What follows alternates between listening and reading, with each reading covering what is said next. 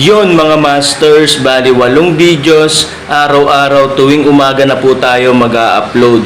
Maraming salamat sa mga solid kong masters dyan na patuloy pa rin na sumusuporta sa aking mga ina-upload na kwento o videos. At sa mga hindi nag-skip, maraming salamat po sa inyong lahat.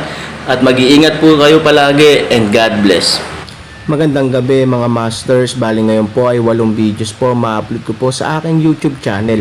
Tama nga mga masters, 8 videos nga po ma-upload ko. Yon, what's up mga masters? Nandito na naman tayo sa panibagong araw, panibagong kabanata na naman ang pagsasama-samahan natin ngayon guys.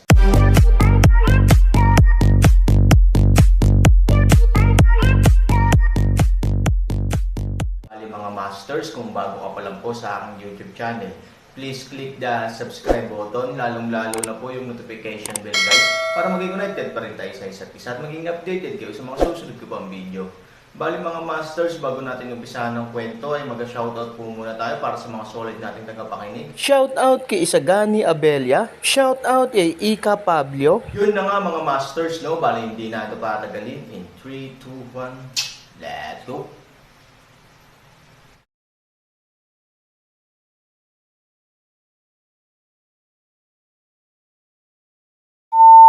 Magpa-practice ka pa.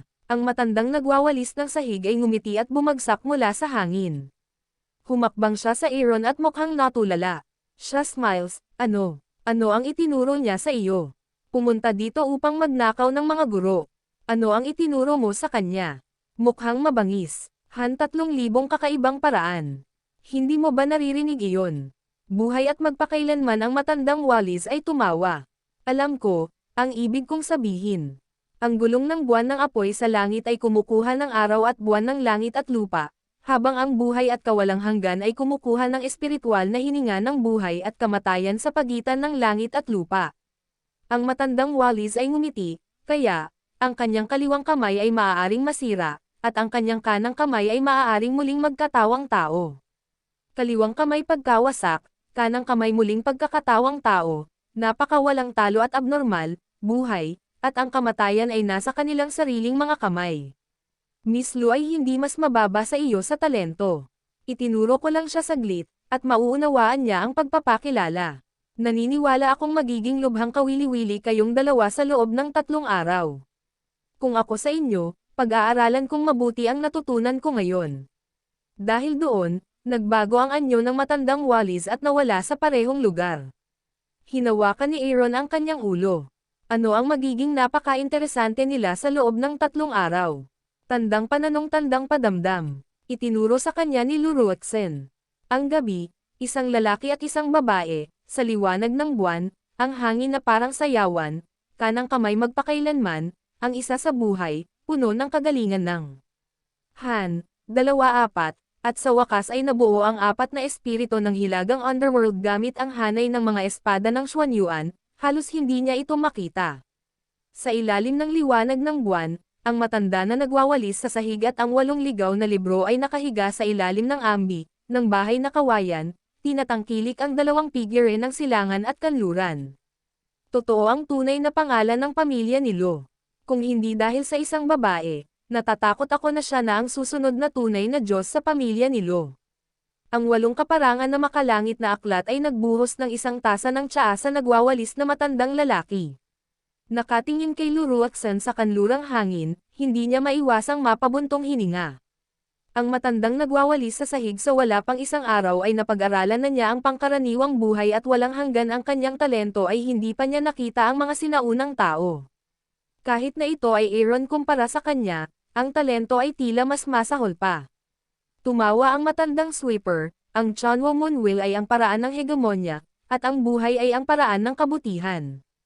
Natural, may pagkakaiba. Ang lakas ng Docheng ay ang langit at ang isa ay ang lupa. Nang marinig ito, sumimangot ang 8 kaparangan na Tianshu at sinabing, ibig mo bang sabihin ay mahirap na makabisado ang Chanwo Moonwill mismo? Hindi ba ang Aaron ay mas mababa kaysa sa Luruaksen? Panipi. Tumanggo ang matandang walis, eksakto. Gayunpaman, hindi ko tanggihan ang sinabi mo, ang galing talaga ni Miss Lo. Gusto ko sanang ipagpalit ang regalo mo sa regalo ni Miss Lo kay Aaron. Sa totoo lang, sayang kung ikukumpara ang talent niya sa Aaron. Nakasimangot na paraan ang 8 Wasteland Daybok. Pagkatapos ng lahat, si Luruaksen ay mayroon ng napakalakas na sinaunang lihim na kasanayan. Kung mayroon siyang karanasan sa buhay ng isang matanda, gagawa siya ng magagandang tagumpay sa hinaharap, na magtatakda ng isang napakalakas na kalaban para sa Aaron. Mayroong napakakaunting mga kasanayan na natutunan ng Aaron. Bagamat ang kasanayan sa Tianyin ay masama, ito ay hindi gaanong mahalaga sa master. Ang taong nagturo sa kanya ay walang masusing pag-aaral ng kasanayang ito, na humahantong sa pangkalahatang kapangyarihan ng kasanayang ito na itinatag sa yugto ng pagsupil. Kung makatagpo ka ng isang dalubhasa, natatakot ako na hindi mo ito makopya sa kabaligtaran. Isang tao ang makakalusot sa isang galaw, para sa Skyfire Moonwheel, kahit ako ay hindi makakamit ng mahusay na tagumpay sa maikling panahon. Aaron, mga pamamaraan ng kasanayan ay maingat na kinakalkula, at hindi sila gaanong gumagamit. Ang kakayahan ni Miss Lu ay talagang makakabawi sa kasalukuyang kahinaan ni 3,000. Higit sa lahat, sa aking paningin, ang lakas ng kanyang kakayahan ay mas mahalaga sa mismong gumagamit. At ang 4 na hanay ng mga kaluluwa ng hilagang underworld ay ang pinakakagiat na pangangailangan ng Aaron. Ang 8 kaparangan na Tianshu ay tumango, naiintindihan ko, 3,000 katawan. Nakangiting sabi ng matandang Wallis, totoo na ang 3,000 tao ay maaaring maging 4. Marahil ay makakagawa siya ng maraming himala na hindi natin inaasahan. Kaya sinabi ko, walang pinakamalakas na kasanayan. Ang pinakamahalagang bagay ay makita kung paano ka maglaro. Sa katunayan, ang dahilan kung bakit ang lahat ng uri ng mga master ay alam nila ang kanilang sariling mga kasanayan sa pag-iisip at mga kasanayan ng mahusay, at hindi nila namamalayan na ipagtatanggol at aatake sa anumang oras ayon sa kanilang sa makatuwid. Ang lakas ng mga kasanayan ay talagang mas mahalaga kaysa sa kung paano ginagamit ng mga gumagamit ang mga ito. Tuldok. Ang mga taong may higit na kasanayan ay maaaring palaging baguhin ang pinakaangkop na mga kasanayan ayon sa anyo at makagambala sa pagtatanggol na kaayusan ng kalaban. Sa mata ng mga lumang sweeper, ang mga ito ay lubhang mahalaga. Ang 8 makalangit na aklat sa kaparangan ay biglang tumawa, sigurado, kung mas matanda si Jiang, mas mainit siya. Kasabay nito, habang nakatingin sa silangang kalangitan, si Aaron, na nasa ika-4 na henerasyon ng Zhenghua, ay nakangiting nagsabi, ngayon ay puno na ako ng mga inaasahan para sa susunod na araw, tulad mo. At sa puntong ito, sa lungsod ng Chanho, hindi nagtagal matapos ilabas ni Fu Chuan ang balita, maganda rin ang epekto nito. Maraming tao sa ilog at lawa na naniniwala sa kanilang sinasabi o ginagamit ang dahilan na ito. Pagkatapos ng lahat, pagkatapos manalo ng nihilismo ang mga kalyadong puwersa ng Fuya, maaari silang maging sungay sa isa't isa at magkaroon ng magandang kinabukasan. Ang pagsali sa kanila ng ganoong dahilan ay hindi lamang makakahanap ng isang hakbang pababa, ngunit sakupin din ang isang moral na kalamangan. Sa Flint City, opisyal ding inayos ni Ye Guocheng ang halos Coke City, at itinanam ang mga tao at bayani ng mga kalapit na friendly na lungsod sa lungsod, sinusubukang ibalik ang nakaraan ng Flint City. Napatay si Aaron, at naglabas si Fujian ng madyugo at nakakaiyak na artikulo para tuligsain ang Yaoshen Pavilion at yung Shengxi area. Bagamat nakaapekto ito sa Yaoshen Pavilion at yung Shengxi area sa ilang lawak, ang magandang turnaround battle upang maalis ang Aaron ay nagdala pa rin ng mas mataas na prestihiyo sa Yaoshen Pavilion at yung Shengxi area.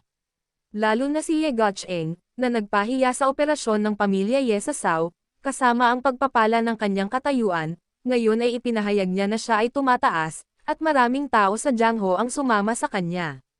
Kung tutuusin, walang nakakaalam na baka ito na ang sikat na fried chicken ngayon, o maaaring maging future star ni Ranran. Matatagalan pa bago natin maabyutin itong numero 1 tao at maging sikat at maanghang. Sa makatuwid, sa paglipat ng Yegu City, nagkaroon ng walang katapusang daloy ng mga bisita sa Flint City. Sa pagdami ng mga tao, nagsimulang lumaki ang sigla ng Flint City. Ang lahat ay papunta sa direksyon ng mahusay na lakas at kasaganaan. 12-dosenang milya sa kanluran ng Flint City, sa isang abandonadong bahay na pawid sa isang bundok, ito ay lubhang mapanglo. Walang usok dito. Isang bahay na pawid lang ang gumuguho dahil maraming taon na itong inabandona. Sa silid, Ang isang malakas na masangsang na amoy ng halamang gamot ay nagpapabango sa mga tao. Inumin mo ang gamot. Dahan-dahan siyang tumayo, kinuha ang garapon ng gamot, at nagsali ng isang mangkok ng likidong gamot para sa 100 tao sa kubo. Si Fu Mang ay puno ng mga pinsala, ngunit ang kanyang mga mata ay wala. Kung ikukumpara sa mga sugat sa kanyang katawan, mas nasaktan si Fu Mang sa kanyang puso. Inaresto si Ivory. Simula noon, wala nang balita. Ang pinakamasakit ay ang Aaron ang namatay sa digmaan. Ngayon, karamihan sa mga disipulong na recruit lang ng misteryosong alyansa ay pinapatay sa ng mga puwersang kalyadong Fuya. Ang mga nabubuhay ay nakatakas o nagtataksil. Matapos ang madugong labanan, nakatakas si Fu Mang kasama lamang ang 100 subordinate. Inom ka ng gamot. Nakita ni Fu Li na lahat ng iba ay umiinom, ngunit ang mga mata ni Fu Mang ay mapurol at ang kanyang mukha ay malungkot at nagagalit, kaya't hindi niya maiwasang marahan siyang hikayatin. Saan ako makakainom? Pagkaalis ng Aaron, ginawa na ako ng hukbo ng ganito. Kung mamatay ako o masaktan, anong mukha ang kailangan kong mabuhay sa mundong ito? Mas mabuting hayaan akong mamatay ng mabilis at pumunta sa Aaron para makagawa pagbabayad sala ng harapan. Nanlumo si Fu Mang at magaan ang kanyang galit.